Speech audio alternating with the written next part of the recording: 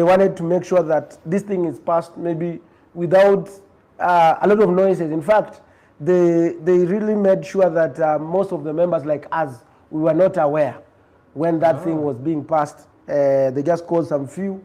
In fact, we were just learning it from on social media that the finance bill was passed and all that. So that's a reality. That's the other one. Sio hii, ile ingine. No, this one. Oh, hii? Yes. Haukukua? No, we were just like... Pia uliona online kama sisi? Yeah, online kama nyinyi tu. So you see now when those have things, controversial things, there's a way they plan themselves. So you just find like there was no mobilization. Like now we have, now we are talking about the broad-based government.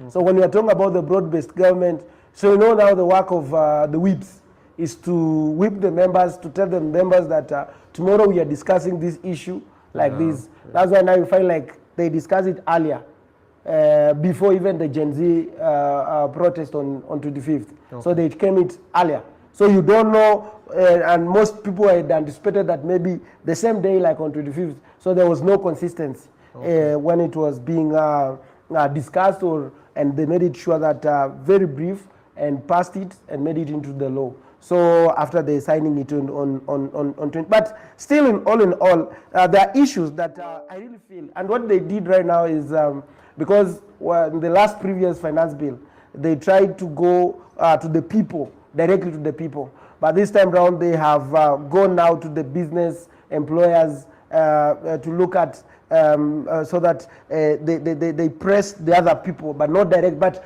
at the end of it all, it will definitely come to hound the general public. And there are issues that maybe I highlighted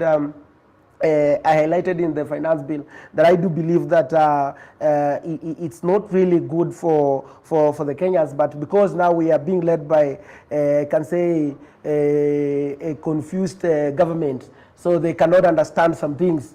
Now that's why we say that it's all good to let the country be led by someone who has attended an economics class, will be able to understand some basic knowledge on how on finance, touching on taxation and all that. And maybe what I can just say, one or two things that maybe I will be able to highlight. Okay. Number one, we have the thing called the mortgage interest tax relief. Okay. Yes, they really celebrated that it is a good thing, whereby they say that the mortgage, for example, if you have taken a mortgage, there is an interest. So that interest now you are not being is a tax relief.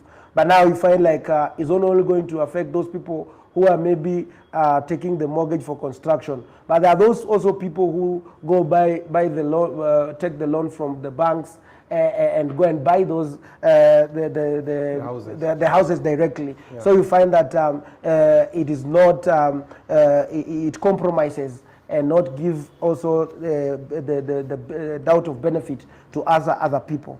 Then we also have the tax on cryptocurrency. And like right now, most of the young people right now, they are on digital platform working there.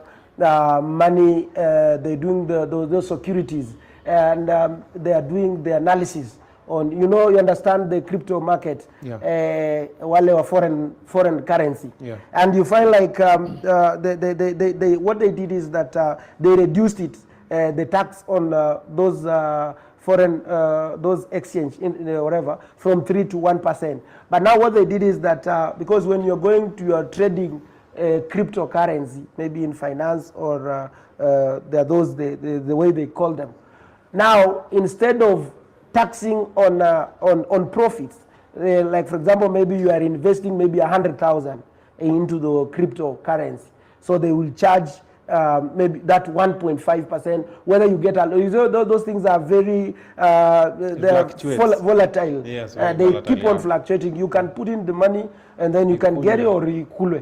So what now, even when you get the loss, they still have already taxed you. If you get the profit, so it doesn't make the sense. So they could have said that because now we want many young people to be on to have their own job opportunities and create their own jobs. So one way could be like, why can't we remove even those taxes, or even look at the taxation on the profit side? So I think that even also they messed on that because right now cryptocurrency is one of the major platforms that is creating many job opportunities to many young people. Then we also have VAT reclassification from zero rated to tax exempt. You see now the concept of these mostly probably was the essential things. Yeah. You remember recently when the president was in in Meru, and he was talking about there was a day of dairy field farmers. And you remember when there was an MP who said that, women rep, I think, who said that the president has lowered the prices of the animal feeds. People heckled, and which is a fact. What they have done, because we have like those called the animal feeds, they have been they've been enjoying what you call zero rated. So now when we mean what we call the zero rated is like, if you buy some goods, you can go and reclaim and claim that you were taxed, and then there will be the tax refund. But now they have put like exempted, whereby it's going to make things like the animal feeds to be more expensive. So definitely it was just a story that the president was talking about. And also it affects things like pharmaceutical raw materials. You understand right now we have a lot of problems. There are those who are pharmaceutical. We are talking about the cancer that the SHA is not taking care of, the terminal disease like sickle cell, that the government, we are talking about the healthcare system, but now again we have forgotten, we have moved away from the principle that Kenya Kwanza had talked about, like about the healthcare, whatever. Then you look about there's what you call the locally assembled mobile phones. When they were saying that digital, like today, we are talking about many young people today, they are on social media. They want good phones so that they can make good pictures, videos, edit, whatever. But now again, it has been removed. So you find like it's going solar panels and lithium batteries. You understand the importance of the solar right now. People are moving away from the normal electricity to the solar because it's more cheaper. But again, now they have been removed. Motorcycle and electric bikes, they have again also removed them from the zero rated. So those are some of the things which means that they don't understand what they stand for. Then we also have reduction in import duty for select iron and steel. You remember when the Kenya Kwanza government they came, they increased the taxation on steel by 17. Now they have reduced it to 5%. Okay, which is good also. But now the consequences that the question that a normal person will ask, why were they doing it so to 17? Now they've just come down again to. So it's like they are yani but nasif. They're just like doing. Because you remember, I asked myself a question. Like for example, we have iron ore in Mbeere. Why are we still struggling to import when we have the key component in Mbeere? We have the clinker here is in Baringo. We have the clinker here in Kajiado. We have the clinker here in Ukambani, the main component of making cement. But still, the cement and iron, still they are very high. So it means that they don't understand all this. Another one, affordable housing, the rollback of tax incentive. So they removed, you know, like I was in Morocco. Housing thing is not the first thing that Kenya is doing. When I went to Morocco, what they do, Morocco is one of the best countries that has done so well in terms of affordable housing. And one thing they have done is that they introduced the new homes. Like for example, we can talk of Kibera here. They will say they take the data of all people who are staying here in Kibera. They identify the land maybe in Kajiado. Then as the government, they build the social amenities. We can talk of the school, hospital, the road networks, and whatever, water and everything. Then they look for an investor. And they do the private government partnership, whereby now he has been given. So there's what you call the corporate tax and VAT. So this person does not allow to be, that does not pay the... It's exempted of something. Is exempted for corporate tax and from the VAT. So you find like now those houses, a unit will goes at around 400,000. So, and the government is just there as a guarantor. Now they give you the key, you start staying in the house, you start paying that money to the investor.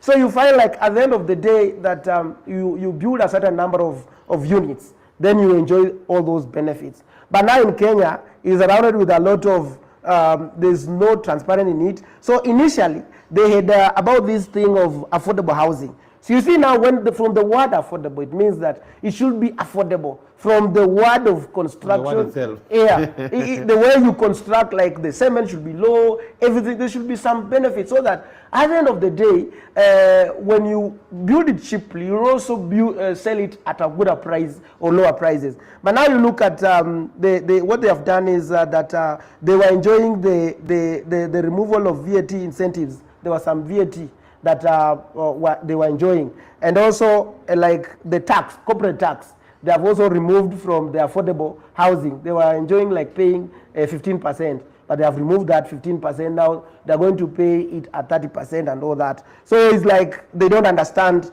what exactly they really meant for. So those are some of the key things. You realize that they don't. There is what also another thing that was in they call the minimum, the marginal economic significance, that was talking about the digital, any company that is established in this country, that there is a certain percentage you have to pay for you establishing.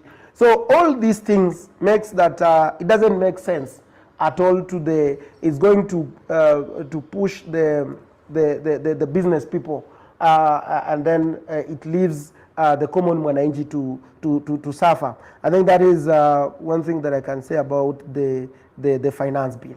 Okay.